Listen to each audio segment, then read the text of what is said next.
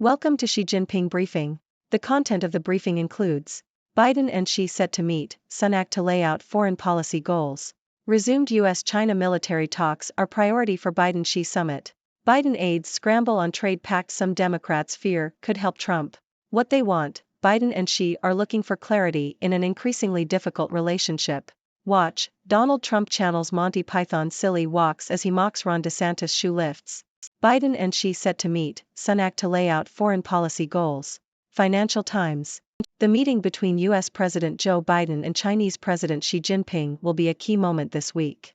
It will be the second time the leaders have met in person, with the first meeting taking place a year ago. Both sides are keen to stabilize relations after a period of growing tension over issues such as Chinese military activity near Taiwan and U.S. efforts to stop Beijing from securing cutting-edge American technology. Meanwhile, the Israel-Gaza conflict continues, with Palestine Independence Day on Wednesday likely to be a flashpoint. In London, UK Prime Minister Rishi Sunak will set out his foreign policy priorities at the Mansion House banquet, following his party conference speech and King's speech last week, which received a collective shrug from observers. Central bankers will be gathering at the 33rd Frankfurt European Banking Congress in Germany, potentially providing more debate about how long economies such as the US, UK and EU can sustain high interest rates. Resumed US-China military talks are priority for Biden-Xi summit. Bloomberg. President Joe Biden and Chinese President Xi Jinping will discuss re-establishing US-China military communications at their upcoming summit. Biden believes that restoring these ties is in the US national security interest. The issue has been a priority for Biden as he wants to prevent mistakes, miscalculations, and miscommunication between the two countries. China suspended military communications last year to protest Nancy Pelosi's visit to Taiwan. The restoration of the hotline is expected to be between top defense officials and extend down to the tactical, operational level. Iran will also be on the agenda for the meeting, with discussions centered around its nuclear program and threat to regional stability. The U.S. is seeking to tighten sanctions against Iran, which is a key source of oil for China. Biden aides scramble on trade pact some Democrats fear could help Trump. Washington Post. Senior aides to President Joe Biden are deciding on whether to make major changes to a global trade pact with a dozen Asian countries, days before its introduction in California. The Indo-Pacific Economic Framework for Prosperity aims to bind the United States more closely to allies in the region as a way to counter the growing influence of China. The deal has been complicated by resistance from Democratic senators and some labor leaders in Washington, who have expressed concerns over the lack of environmental and labor protections in the agreement. The scramble reflects the Biden administration's two key goals, countering China and aligning with labor unions. Some Democrats fear that the trade deal could be used by former President Donald Trump as an attack line in the 2024 election. The agreement is expected to be announced later this week. What they want, Biden and Xi are looking for clarity in an increasingly difficult relationship. Associated Press. U.S. President Joe Biden and Chinese President Xi Jinping will hold their first face-to-face meeting in a year on Wednesday during the Asia-Pacific Economic Cooperation Summit. Both leaders have clear objectives for the meeting, with Biden focused on managing the increasingly fierce economic competition between the two countries and preventing misunderstandings that could lead to direct conflict. Biden is also expected to defend the U.S. expansion of export controls on semiconductor chips and assure Xi that he is not trying to wage an economic war with China. The Biden administration has signaled that it wants to reopen military-to-military communications with China and make clear that it seeks no change to the status quo in Taiwan. Xi, on the other hand, is looking for assurances from Biden that he will not support Taiwan independence, will not start a new Cold War, and will not suppress China's economic growth. He is also likely to seek assurance that the U.S. will not impose new tariffs or sanctions on China. Watch, Donald Trump channels Monty Python's silly walks as he mocks Ron DeSantis' shoe lifts. Telegraph. Former President Donald Trump mocked his Republican rival Ron DeSantis for wearing lifts in his cowboy boots at a rally on Saturday. Trump imitated DeSantis as he walked off the stage and flailed his arms in a manner reminiscent of Monty Python's Ministry of Silly Walks. Social media speculation on DeSantis wearing lifts has been fueled by his posture when wearing cowboy boots. Trump also used the rally to attack the left, accusing President Biden and the Democrats of causing inflation, rigging elections, and taking the country to the brink of a third world war. What's at stake when Biden and Xi hold rare meeting this week?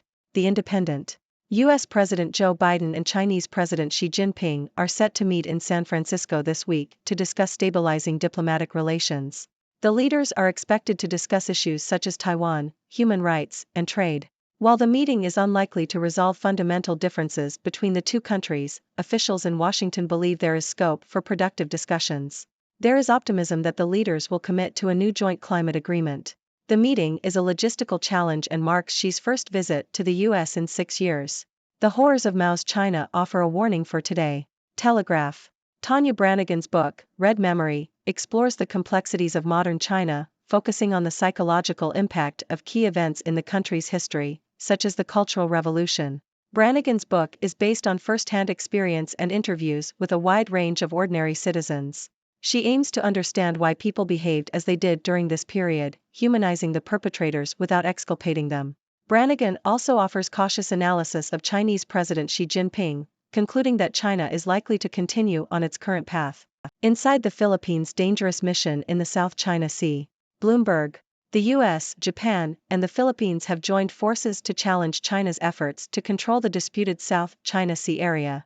This alliance was demonstrated in a recent mission to resupply the BRP Sierra Madre, a vessel that Manila grounded on 2nd Thomas Shoal in 1999 as a response to China's occupation of Mischief Reef. The mission, which was successful, was conducted under the watchful eye of U.S. Navy aircraft and Japanese-built Philippine Coast Guard vessels. The South China Sea is becoming a significant flashpoint for U.S.-China competition in the region, potentially rivaling the long-standing friction over Taiwan. Ukraine recap, officer linked in reports to Nord Stream sabotage. Yahoo! A senior Ukrainian military officer with close ties to the country's intelligence services is said to have played a key role in sabotaging the Nord Stream 2 gas pipeline in 2022, according to officials in Ukraine and elsewhere.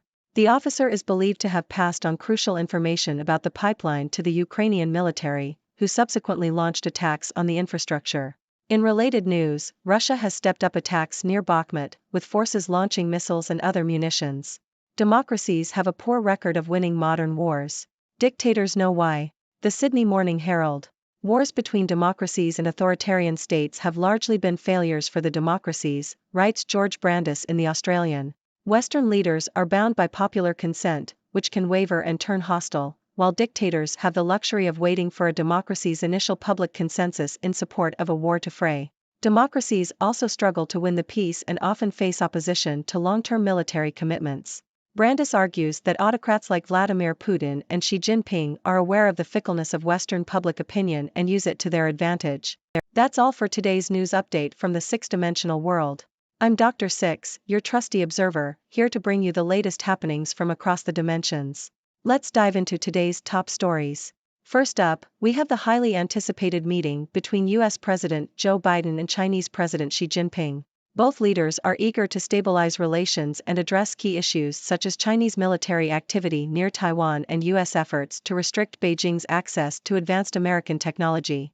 It's an important moment that could have far-reaching implications for the future. Meanwhile, the Israel-Gaza conflict continues to escalate, with Palestine Independence Day on Wednesday expected to be a flashpoint. In London, UK Prime Minister Rishi Sunak will lay out his foreign policy goals, following lackluster responses to his recent speeches. And central bankers will gather in Germany to discuss the sustainability of high interest rates in major economies. Moving on, President Biden and President Xi will also discuss re-establishing military communications between the US and China. Biden sees this as crucial for national security, aiming to prevent misunderstandings and miscalculations between the two countries. Iran will also be on the agenda, with discussions centered around its nuclear program and threat to regional stability.